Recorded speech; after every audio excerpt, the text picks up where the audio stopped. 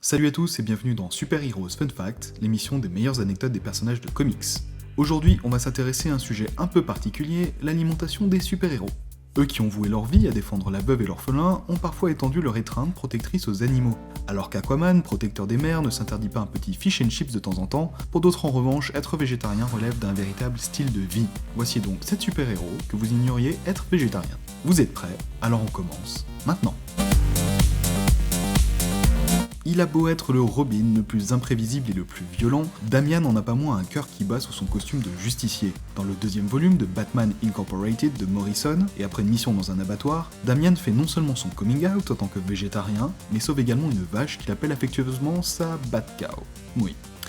Sa décision a d'ailleurs été intégrée à la continuité de DC, faisant de lui le premier végétarien officiel de cette liste. En ce qui concerne Danny Rand, son statut de végétarien est moins officiel. En tout cas, on ne trouve pas trace de son régime alimentaire dans les comics, mais dans la série animée Ultimate Spider-Man. Quant à savoir si sa décision a été motivée par la préservation des animaux ou pour des raisons de santé, la série ne le précise pas. Mais on apprend tout de même que son intégration de la culture orientale l'y a aidé. Pour clarifier celui-là, on parle bien de Bruce Banner, pas de Hulk, et seulement du Bruce Banner du Marvel Ultimate Universe. Quant à son alter ego colérique, il ne distingue que très peu ce qu'il ingère et a déjà mangé plusieurs trucs un peu chelous, dont la tête du surfeur d'argent, une cuisse de poulet, la jambe de Magneto, des gens innocents, Wolverine, des missiles, Ant-Man et Galactus. Bon, quand on voit le régime alimentaire de Hulk, on comprend mieux la décision de Bruce Banner d'adopter un mode de vie sain et dépourvu de viande.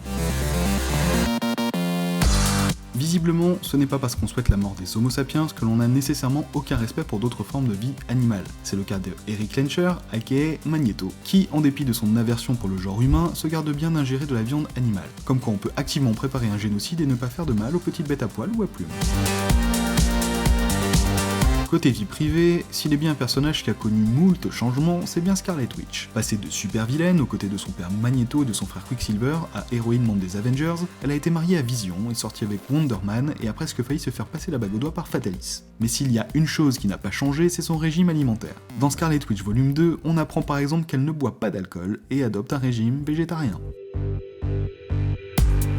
Si l'étendue des pouvoirs de Superman a plus souvent été discutée que son régime alimentaire, la réécriture de son origin story en 2003 par Mark Waid et Leinil Francis Yu a un peu changé la donne. Dans Superman Birthright, les deux auteurs ont conféré à Superman la capacité de littéralement voir la vie s'échapper des corps lorsqu'une forme de vie meurt, qu'elle soit humaine ou animale. Cette traduction visuelle de la mort lui est tellement insupportable qu'il ne jure de jamais prendre la vie d'une créature vivante et devient végétarien. Sauf qu'en 2009, Geoff Jones est passé par là et a changé l'origin story de l'homme d'acier, sans pour autant préciser s'il est toujours végétarien ou non, mais donnons-lui le bénéfice du doute.